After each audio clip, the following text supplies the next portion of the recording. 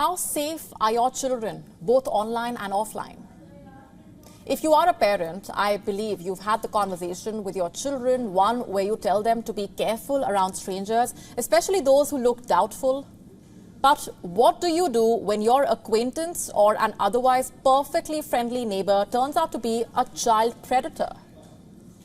Look at Australia. You might believe pedophilia is rare in first world nations, but figures tell otherwise. A research from the University of New South Wales has made some alarming revelations. The survey has found that about 1 million Australian men have shown tendencies of child sexual abuse. Let me repeat that.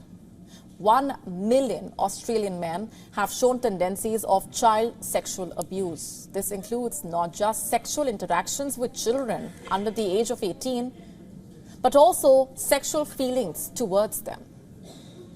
Even online sexual conversations with children and deliberately watching pornographic material involving children. Here are the figures. 9.4% of Australian men endorsed behaviors that are sexually offending for children. This makes up for every 1 in 10 Australian men. Let me repeat that for you. 1 in 10 Australian men endorse behaviors that are sexually offending for children. 4.3% of them have engaged in inappropriate conversations with children online. 2.5% have admitted to watching child pornography. 3.2% of Australian men have had sexual interactions with children below the age of 18. 1 in 6 saying they have had sexual feelings towards them. About 23.7% of Australians had experienced child sexual abuse. Nearly 8.7% were forced into sex.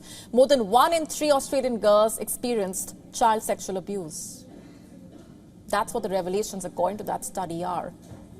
Alarming, isn't it? But you know what makes it even worse? There is a good chance that these figures might be underreported. Most of the men who sexually offended children fell in similar categories, by the way. They were heterosexual, did not work with children, were born in Australia, were working men, married or lived with their partner, had no children in their household and were white. You see, they are called invisible predators for a reason. A white employed and married predator is more likely to hide in plain sight. You would alarm your kid about a shady-looking person, but would you suspect a husband, a relative, a trusted friend?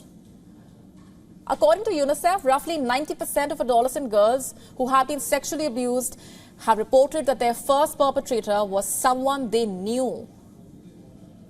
And it's not just Australia, of course. Child sexual abuse is a global problem. At least 120 million teenage girls globally have been forced to engage in sex or perform other sexual acts, and that makes up for every 1 girl in 10. In the US, according to the CDC, about 1 in 4 girls and 1 in 13 boys experienced child sexual abuse. According to the Internet Watch Foundations, 3 in every 5 child sexual abuse reports are hosted in an EU member state. Last year, over 150,000 reports of confirmed child sexual abuse were reported in the EU. The Netherlands accounted for over 82,000 of these cases. Slovakia followed with more than 30,000 incidents. The EU also hosts the most child sexual abuse material in the world. According to an index released by the World Childhood Foundation in 2019, Pakistan is the least safe place for children in terms of sexual abuse. Egypt ranks second, followed by Mozambique. According to a Pakistani NGO, a child was sexually abused every 2 hours in Pakistan this year. Between January and June alone, there were over 2,200 cases of child sexual abuse in the country. So you see, whether it's Australia, the West, or Asia, child sexual abuse is a deep-rooted issue which often, unfortunately, goes unnoticed. We are now available in your country. Download the app now. Get all the updates on the move.